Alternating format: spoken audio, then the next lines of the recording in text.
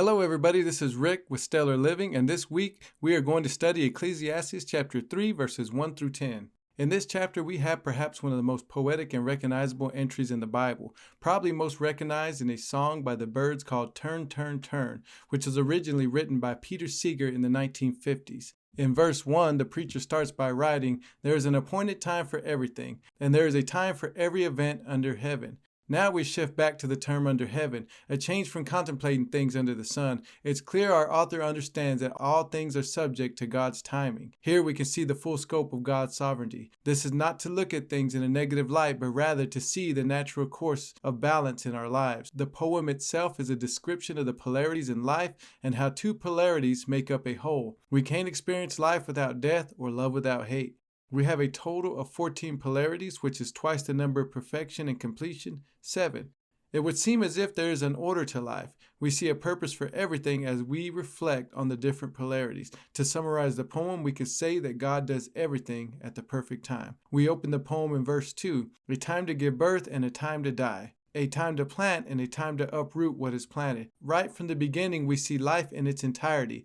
We are born, and at some point we will die. We look at birth and death, two of the biggest events we will experience in life are the birth of a child and the death of someone we love. Even these things are under God's authority. In Job chapter 14 verse 5 he writes, "Since his days are determined, the number of his months is with you, and his limits you have set, so that he cannot pass." Planting and harvesting are often used to describe God's relationship with his people. God planted his people as a vine, but dug them up when they rebelled. It's no coincidence that the preacher paired these two polarities together.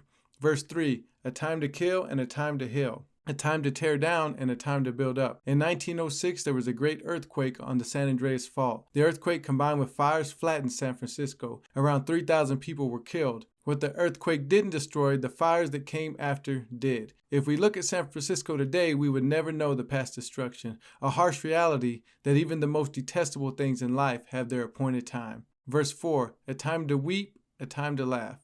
A time to mourn and a time to dance. Verse 5, a time to throw stones and a time to gather stones. A time to embrace and a time to shun embracing. Verse 6, a time to search and a time to give up as lost. A time to keep and a time to throw away.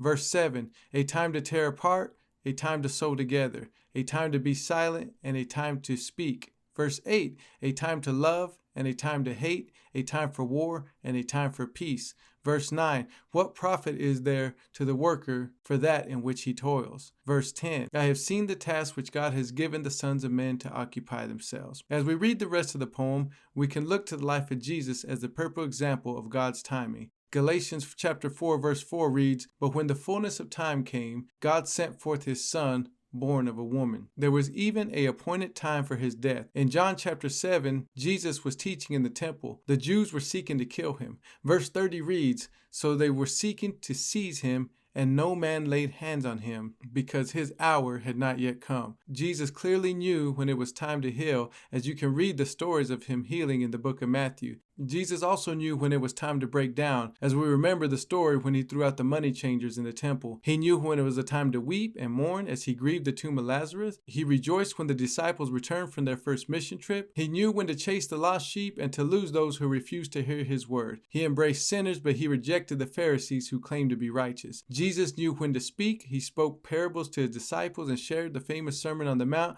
but kept silent during the trial for his life. Jesus understood God had a time for everything, and he did not try to resist it. Instead, he worked to fulfill God's timing. As we reflect on the life of Jesus, we can learn to make the most of our time, understanding that we are what we spend our time on. If we call ourselves Christians, we should spend our time in prayer and studying the Word. So that's going to wrap it up for Ecclesiastes chapter 3, verses 1 through 10. I will be back next week with Ecclesiastes chapter 3, verses 11 through 22.